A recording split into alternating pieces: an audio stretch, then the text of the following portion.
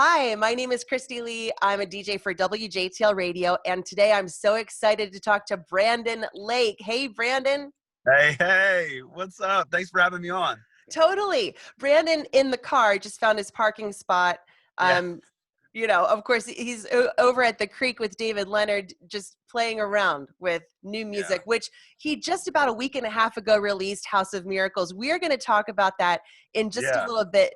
The title track starring one of your own kids who just started kindergarten. How are you guys doing with a kindergartner in this season, We are we are such a mess. We literally have been like legit crying.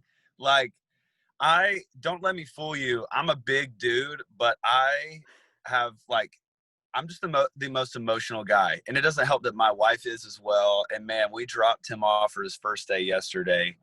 And we literally, I think I put a video on my Instagram of my wife crying, and I was laughing. But the truth is, I was like, other than that video, I was crying myself. I was a wreck. But it's great. The school, the teachers, everyone's just been amazing, and have really helped the families transition well in this season. And so we're doing what we can. And how about your son? What did he think after his first day? He loved it. He loved it. Yeah. He came home and he was kind of slow to talk about it at first, but then he started throughout the day opening up and sharing a little bit more about how much he loved it and his new friends he's making. And so but he loves mom and daddy. So even day 2 was a little bit hard. The drop off's always the worst, but then you're good. Right. Yeah. My son just started kindergarten too. It was 2 weeks ago. Oh, nice. But I totally know how you feel and totally related to the video that you posted yesterday. So sounds like you're doing great. Loved hearing your kids on this album. Give us just a little, there's so much to get into here. And if you haven't listened to a lot of Brandon Lake yet, what I love, I think, about him is this pendulum. There's not a lot of the middle. It's either like grit and drive and growl and high tempo, which for worship, Brandon, it's really hard to have a fast worship song that's really good. Or Brandon does, this slow, beautiful, where his falsetto shines. It's an amazing thing. So I love the pendulum. I love being at the end or the other one in worship is so cool. But House of Miracles, give us the overview, and then I'm going to dig a little deeper, okay? Well, I love that you noticed that, because we actually wanted to, even going into the record, we were like, okay, what kind of angle and what kind of songs do we want to choose? Because I'd spent, the past 2 years just writing and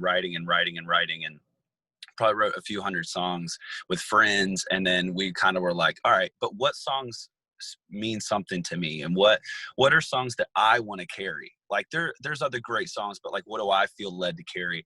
And so we started to narrow down these songs, and we noticed a pattern. And it's also something that over the past few years I've noticed as different groups and platforms and ministries I've been a part of, or individuals have pulled out things in me that I didn't realize were there. And it's been both ends of the spectrum, and it's been what I would call rowdy and then reflective. And screaming my head off, and then real quiet, intimate head voice kind of thing, and I just felt like that was a really unique opportunity, and I love both of those. And I didn't want to lean into one without the other, because I think that it kind of reflects a relationship with God, right? Sometimes God's yelling, and not yelling, but he's putting the answer right in front of your face, where he's calling you to come alive, and you can just feel the fire of God, right? But then sometimes it's just he comes in the form of a whisper, right? Or, your relationship is more, it's just today it's intimate. It's I feel his comfort, his peace, And so I feel like I wanted to kind of show that in a way, And so, it was so much fun going after both of those. And in some songs you get both in a song. So. Right. I love that too. As a worshiper, which all of us, when you're expressing to God, sometimes you need those reflective moments. I love that you use 2 R words. And then also the rowdy stuff, there are moments where that is the expression. And so to have language and music for both is, as a worshiper, that's really valuable to me. So when you say rowdy, we got to get right into, there's 2 songs on the record that are major standouts in the rowdy category. I mean, you even Right.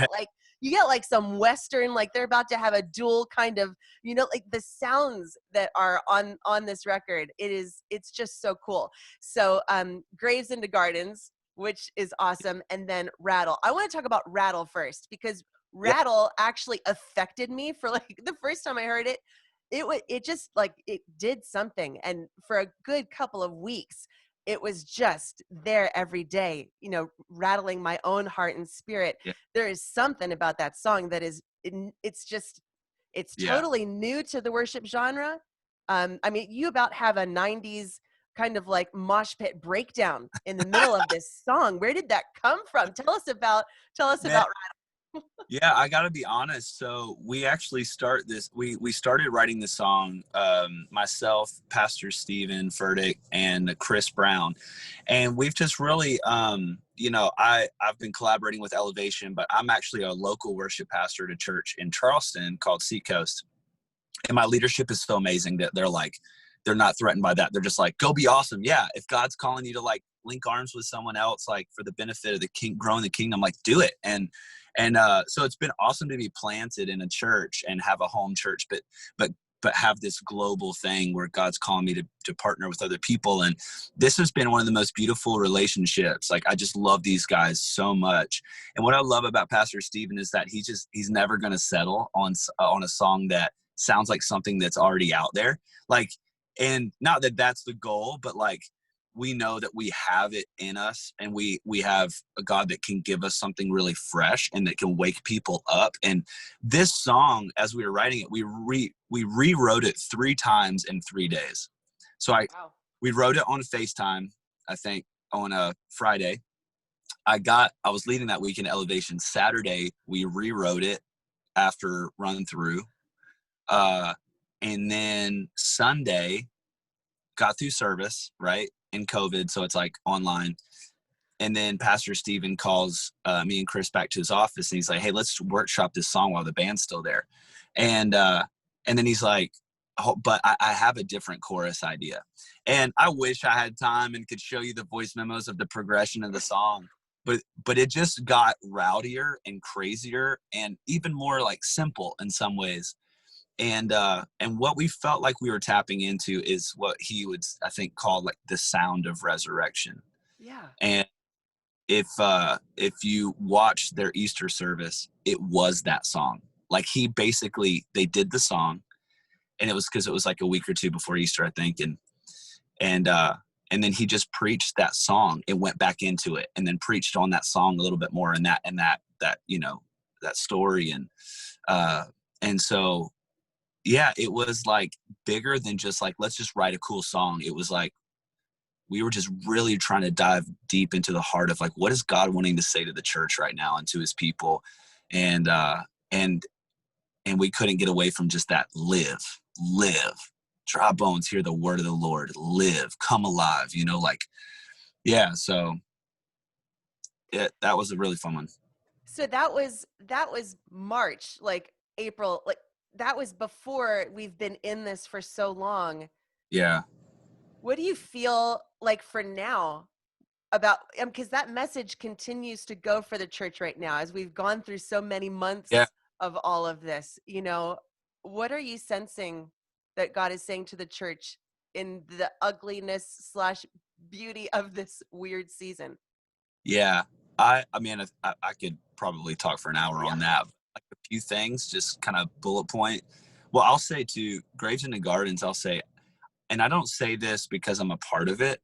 I say it because of the message. I think God is just beginning to use that song, even though it's been, widespread somewhat. I get a real sense. I was telling my wife the other day, I don't think God has even I think that song isn't dying off. I think it's only starting to take off because people need it more and more as this season progresses, right? Even if things get better and there's people out and about and whatever, there's just so many issues. There's so many things going on. that feel like a grave or feel hopeless. And that's always going to be the case. And so we always need a song of hope and prophesying the things that God does. And it's also a testimony song. And so I'm loving right now that writers I feel like they're getting more honest, and we're seeing more testimony songs, like anything from Cody Carnes, like just, the song is like, I just need you, like nothing else. Like you can tell that's a testimony song. Graves in the Gardens, it was like, the reason why they even had me sing it is because when I sang the demo, they're like, this is your song, bro. Like you can just hear it. Like you can hear it's your song. So I'd say one thing is I really feel like God's, allowing these songwriters and these artists to like really tap into this, I just feel like there's this honesty that's coming forward. Then I really feel, and not to sound too spiritual, but I feel like I was just talking about this with a friend the other day. Like what could God be saying now in this season, like months in? And I feel like there's this real, like, and I don't know, I was like opening up the Bible yesterday, trying to dive more into this. So I don't know if I have my head wrapped around it. It's just a thought, but returning to this fear of God and like this honoring God, like as God, and not just this, yes, he's friend, he's helper, he's all these things, but like almost like putting him back on the throne in my mind. And through my posture of worship, like returning to like really treating him and worshiping him as this holy, sovereign, just amazing Lord, right? And I was talking with some people from the Upper Room team out in Dallas, and they were saying every time they sing about God's lordship, like something crazy happens in the room. So sorry, I'm talking a lot, but I think there's going to be some new themes coming soon out of songs. Yeah. Yeah, I think you're right on. And I've heard like Brooke Ligertwood of Hillsong was just talking about some similar things, kind of in that awe and respect and, that kind of category. So I would love a new batch of that kind of song, Yeah. for the church. I could see that really connecting with people. Want to circle back to gratitude. We got to dig into gratitude a little bit. So it's kind of funny because it's opposite in so many ways of Rattle and Graves into Gardens. Yes. That's the first song that on release day, I had these other ones that came out before the full album that I had on repeat, but on release day, trying to listen to the whole album next, song after, but I got stuck on Gratitude. It was like, oh, I have to repeat that a few times. I can't go any further without. Wow. So I noticed that was, at least back then, week and a half ago, that was one of your favorites. And a lot of people have been saying the same, that they love Gratitude. It's funny, maybe ironic, that it starts out with saying, all my words fall short. I can't describe it, kind of a song, but that song is sweet. Thank you. Thank you. Well, that one I almost cut from the record, probably. No. Yeah, because we didn't, it was kind of a beast, and we didn't know how to treat it. And so the first few times we like did pre-production on that song, we just did it out more stereotypical worship, and it was big, and it was just like kind of, I don't know, like just typical worship. And I was like, this is just, it's not moving me. And this song I know is more special than what this is making me feel. So we looked at it again, and we redid it. And then we eventually just came back to, let's just start it super intimate. And like, I'm going to sing this song, like if it's just like, it's just me and God, and we're just in this room, and it's just me and him. Right. And let's just see what happens. And we're in the back of our head, we're like, but that bridge is going to be, it's got to be rowdy. I'm saying there's like a lion inside of your lungs. Get up and praise the Lord. So we had to somehow get from here to like here, right? And so after really, it was almost more of like a letting go instead of forcing it. And then the song just kind of like became what it is. And I wrote this song with Ben Hastings and Dante Bowe, some great friends of mine, and Ben's from the Hillsong movement, and obviously just such a brilliant writer. And so this one was really special. Of one, just getting to write it with some heroes of mine, and then Dante being one of my best buds. And then having the journey of this song was almost as special as the song in itself. Like watching something that I was like, I know it's not right, and then journeying with it to like, now it became one I almost cut 3 or 4 times to it's now my favorite song. So I love those stories.